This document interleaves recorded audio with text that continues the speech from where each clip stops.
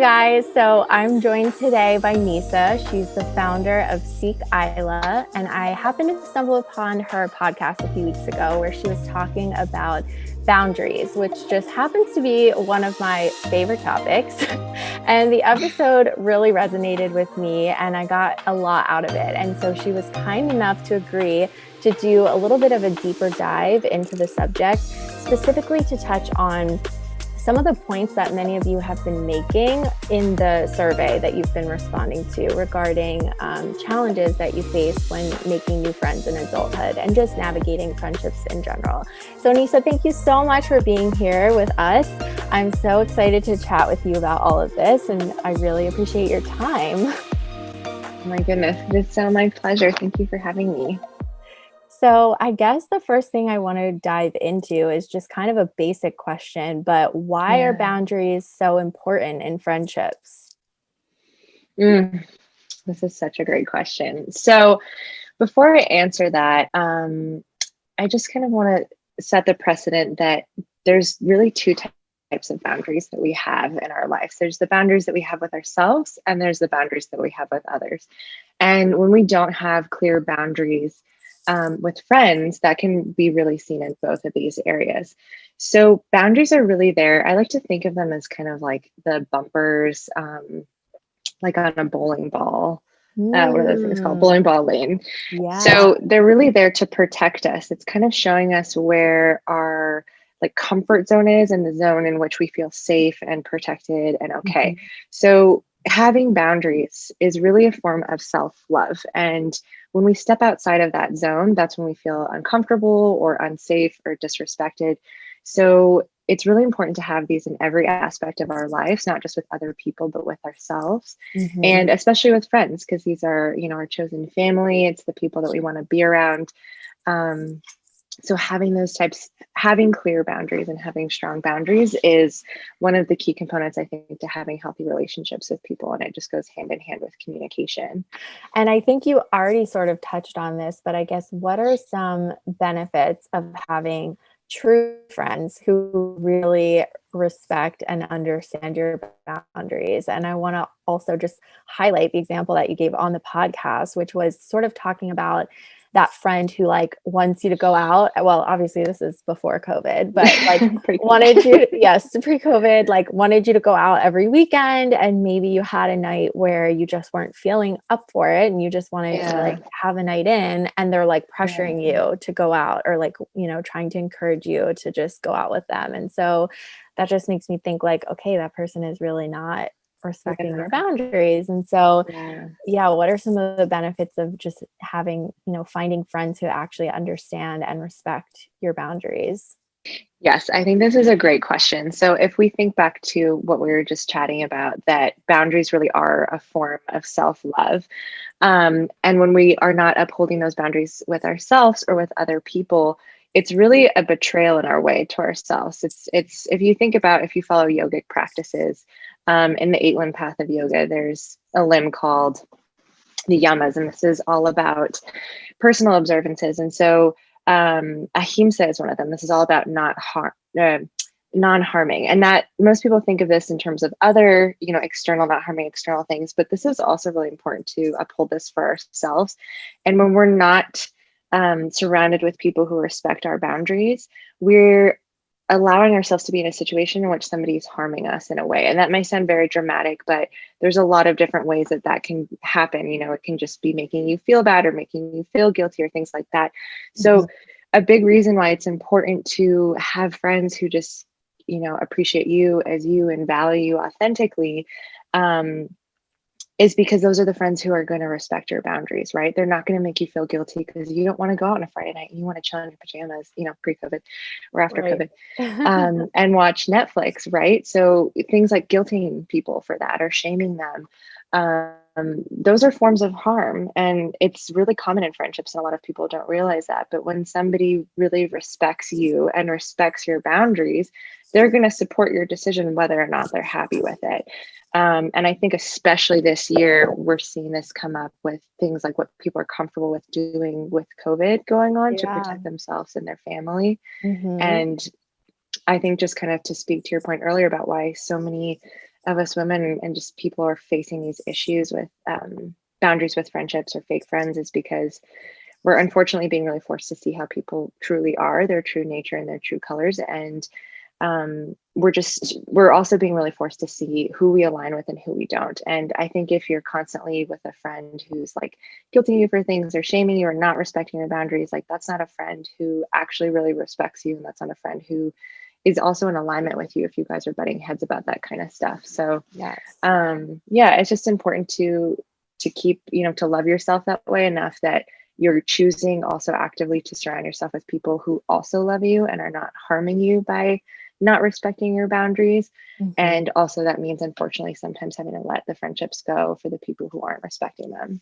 Definitely. And we actually had, I was just going through some more submissions that came in last night, and we had somebody write in and say that basically she lost half her friends because they Mhm. just are not handling COVID in a way that she's comfortable with. And she's like really kind of Yeah. disturbed by how they're handling it. And could just Yeah. kind of to like piggyback off of what you're saying, I also feel like letting go of those friendships can be so hard because obviously you care about the person, you like the person, you enjoy Yeah. things about them, but it also, once you do it, I feel like it creates space for like people that are more in alignment to come in and to like have room in your life. So I totally agree. I think it's one of the hardest things to do is to break up with a friend, but Yeah. sometimes it's just necessary. So I Yeah, no, totally, I mean, I think you're exactly right. You're creating that space in your life for the people who want to come in and fill that in a way that is loving and respectful to you. And it also like makes you magnetic, because it's an energetic thing too. You're showing the universe like what you're going to tolerate and what you're not. And boundaries are so hard. Like I think honestly, it's one of the hardest life lessons. I really see it as a practice, mhm, because it's something that you're constantly going to be faced with. Even if you're really good at boundaries, as you grow up and then you have different jobs and different relationships, you're going to be with different people in different situations. So you're going to be put into new circumstances in which you're going to have to draw those boundaries. And mhm, it's not always a one-sided thing. It's not like you can draw a boundary and it's one and done. It's also about how that person's going to respond to you when you draw that boundary. yeah. So it's a constant learning practice. So I just want to say that too, to set the precedent that it is a practice. So don't beat yourself up if it's hard to do, because it's something that even the best of us who are good at holding boundaries, like we're constantly put in situations where we're like, not sure quite how to navigate this. So it is a practice. So true. And I feel like there's so many situations that you can't predict. So like you said, you may be Yeah, super good at like setting boundaries in a lot of different situations. And then you may find yeah, yourself in a situation you've never been in before. And you're just kind of like, totally. wait, how do I navigate this? So yeah, Yeah. that makes a lot of sense. I think you touched on this already, but one of the other questions I had was common ways that boundaries are violated in friendships, and Mm. then just kind of how to recognize when you're getting into like a toxic friendship. Yeah. So there's a lot of different categories of boundaries. I'll kind of highlight some of them to give context about that. So there's time boundaries. I think this is a really common one with friends. This is the boundaries and the parameters you set around how you spend your time, who you spend your time with, what you spend your time doing. Mhm. And I'll just give a little example for each. So if you have friends who are not respecting this boundary of yours, that looks like for me, something that I'm constantly faced with because I'm an entrepreneur. I work crazy hours and I love it. I've had comments from friends or family like, where are you? You're just totally off the map, but like not in like, oh, we miss you. Where are you? But like in a guilting way. Mm, Um, that's a toxic thing. It's passive aggressive. They're shaming you, when a much healthier way to say that is like, hey, I miss you. I feel like I haven't seen you in a long time. mhm. Are you really busy with work? Is there some time that we could carve aside? So time is can be a common one, and it also comes out with people who almost feel like entitled to your time. Yeah. I've seen this a lot with like parents. I mean, I've struggled with this with my mom sometimes. It's like, especially with like the phone right now, like since we're not, a lot of us are really attached to our phones right now, but like you should be answering your phone every time, every time that I'm calling you. But it's like, no, mom, I got Right, stuff to do. right. So time is a huge thing. And I think time is like our most important resource. So don't feel bad about setting those boundaries around it. And this kind of also goes to the example of like, if you don't want to spend your time going out on a Friday night and getting shit faced and you just like want to read with your cat, like that person doesn't own your time. Like you should be able to do that. And, maybe your friend kind of teases you like, oh, like you're so lame, but I love you. That's fine. Enjoy it. So it's just Right. kind of about a good way, before I move on to the other types of boundaries, a good way to kind of check in with yourself is just like notice how it makes you feel, like from a somatic perspective. We Mhm. talked about this in some of our workshops, but a lot of us like really feel anxiety and that kind of stuff from our heart center over here. So if somebody's responding to you when you're setting up a boundary and it like just makes this place feel tight or heavy, that's a really good way to indicate that they've like crossed your boundary and they're not Mm, respecting it. If you're having a hard time kind of intellectualizing that. yeah. Um, Another one that is maybe not as in common, it's not as common with friendships, but more romantic relationships is physical. That's physical proximity, sexuality, the space that you're sharing with other people. I've had friends who, I mean, it can apply to friendships, but I've had friends who are just like non-huggers, and it's Mhm. fine. You just know that about them and you respect it, and you don't just force yourself on them because they're uncomfortable. Like you don't know what Right, has happened to them. right. Yeah. One of my good girlfriends is like really not a physical person, and at first I kind of thought it was a little bit strange. And then I found out, she had been raped at one point, which is horrible. But Yeah, that's how now she sets that physical boundary to feel safe, is she just doesn't want anybody close to her physical proximity. So that's something you respect. And you let them come to you. There's times that she wants a hug. So I'm like, okay, let's get a hug. But right. yeah, so just really respecting that. Another common thing with friends that we're probably seeing a lot of with COVID is conversational boundaries, and especially with Mhm. everything going on politically.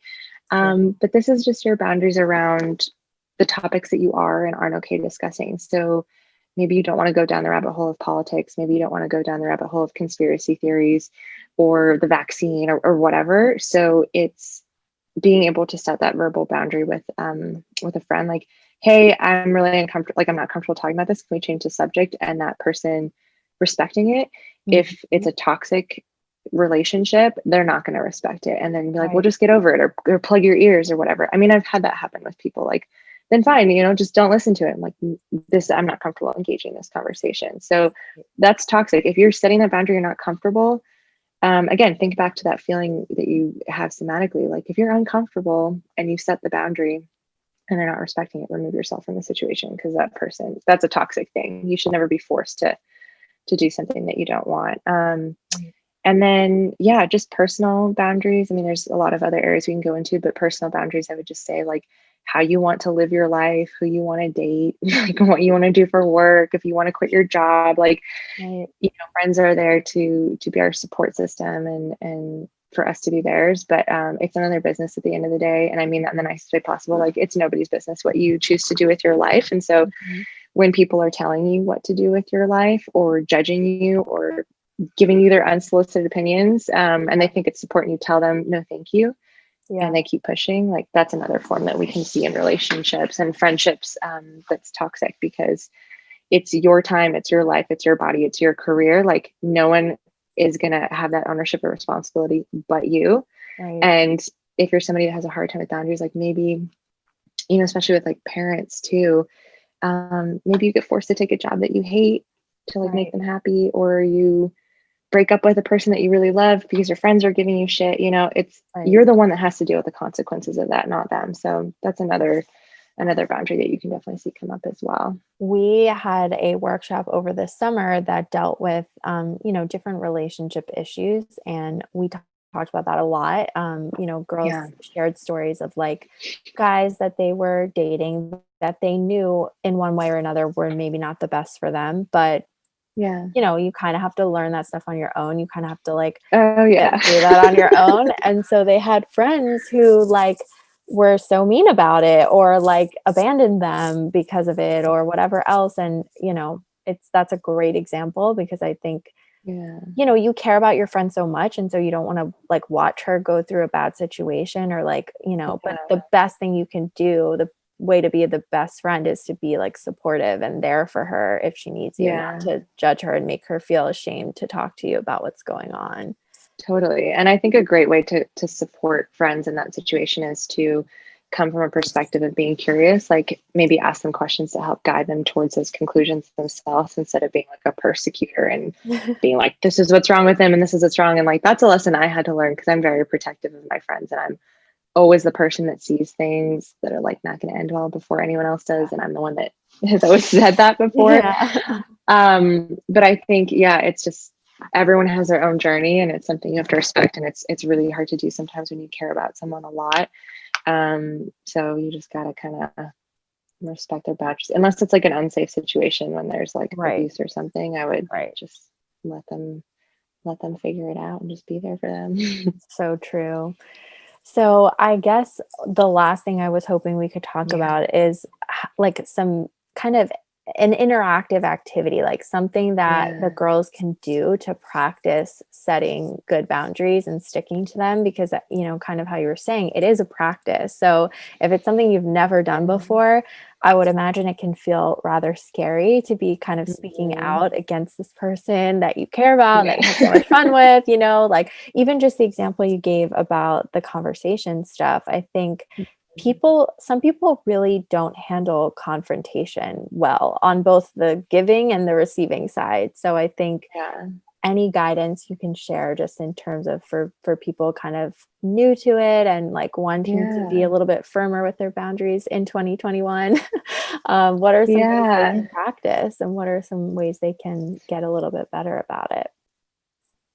Yeah. That's a great question. I'll kind of try to break it out into two parts. So I think if you're kind of new to taking a look at this aspect of your life, I really love using a journal and writing to reflect on things, because when you really get into it, it becomes kind of like a subconscious brain dump, and you can kind of more easily access what's actually going on without you judging it. Yeah. And it's also a great way to track your progress when you are trying to go on a journey with something. So I would say a great place to start is kind of make an inventory of like what boundaries that like you kind of see keep coming up. These could just be themes in your life where you keep having tension, or maybe a specific person that you keep kind of getting into it with, and just sit down and reflect on some of the things that we talked about, today, and see like, are there boundaries of yours that are being violated, what those are, and Yeah. then just kind of identify maybe baby steps that you can take to start setting those boundaries with that person.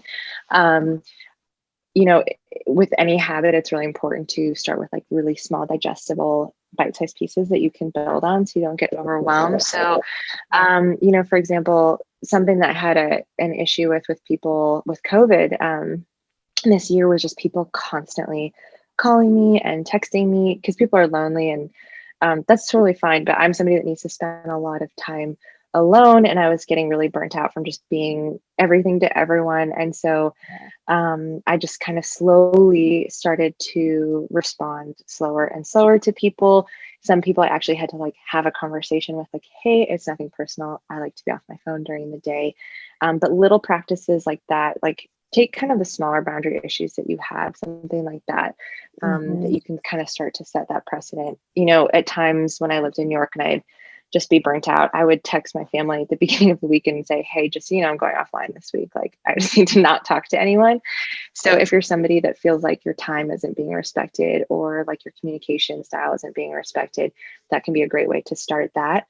Um, just really doing an inventory of, yeah, what themes or confrontations you're having with people, and how you can kind of break that down to start doing that. I would also say just like really exploring what healthy boundaries mean to you and making a list of that. I Mhm. say this in the sense of like emotional and mental boundaries that you have with other people and with yourself, but also like in more functional boundaries. So I can give you some examples of things that you guys can write down on your list and start to explore. And these are also great topics for you to look at in your own life if you're trying to figure out where you're struggling with your boundaries. But a big one is, especially right now, like, it's not your responsibility to make anyone else happy. That's their responsibility. So if you're coming from a place where you're just like depleted all the time because you're like trying to serve everyone, make sure everyone's good, make sure everyone's happy, but you're not, Yeah. that's where you need to set that's where you need to set a boundary. Same thing, it's not your job to rescue people. You don't need to reply to every text or phone call. You're allowed to have time offline.